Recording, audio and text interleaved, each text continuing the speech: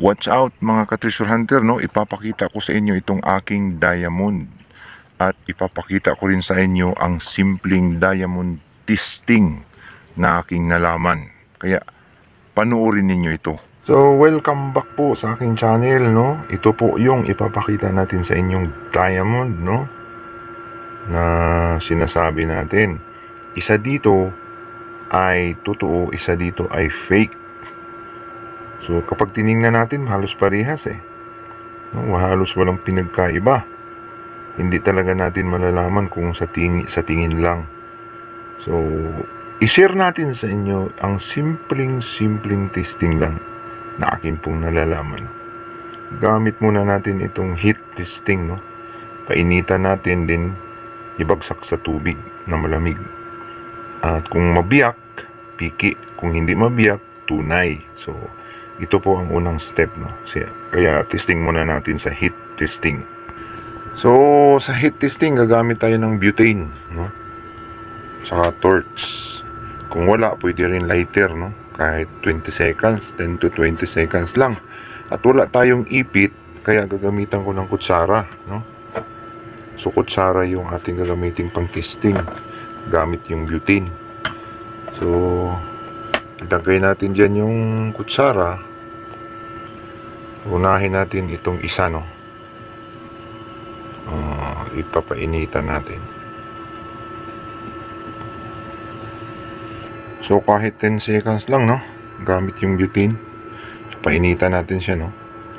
1, 2, 3, 4, 5, 6, 7, 8, 9, 10, no? 10 seconds lang.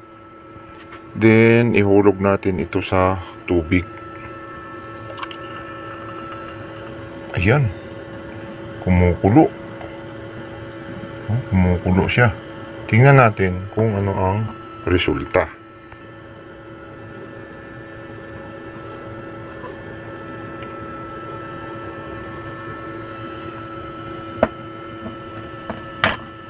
Silipin natin ngayon kung ano ang nangyari sa kanya.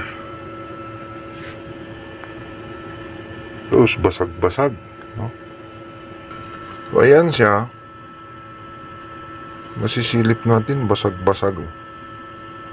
Nag-crack, no? So, hindi na siya yung dati na crack na siya. So, 10 seconds lang, pwede na, no? Pwede nang pang testing sa heat, no? Kita mo basag, oh. Nag-crack. Para maklaro, ay ipapasilip ko sa inyo sa ilaw, no? Yan, basag-basag siya, no? Basag-basag, oh. Cracks, no? Puno ng cracks, no? Ang piki. Ito piki ito kasi nagbasag. So, try natin yung original natin. Kasi dalawa lang sila, di masasabi natin ito original, no? Sa heat testing, no? So, 1, 2, 3, 4, 5, 6, 7, 8, 9, 10, 11, no? 11, 12, sumubra. So, tingnan natin. Okay, ang init. Ayun. Yun na. Tingnan natin kung walang kumulo, ah. Parang pasado, ah.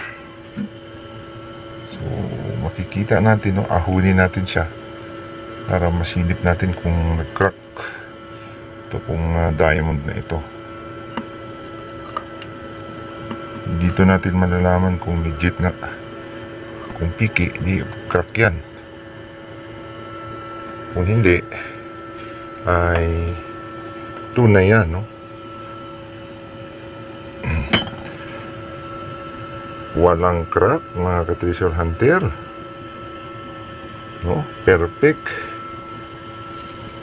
Punasan natin ng ano, para makita natin yung loob. Ayun, pasilip natin sa inyo. Ayan, no? Wala tayong cracks na makita kahit gas-gas, eh. So, 10 seconds, no? Walang cracks, no? So, pumasa, no? Real diamond, no? May pagka bluish to, 3 carats lang to.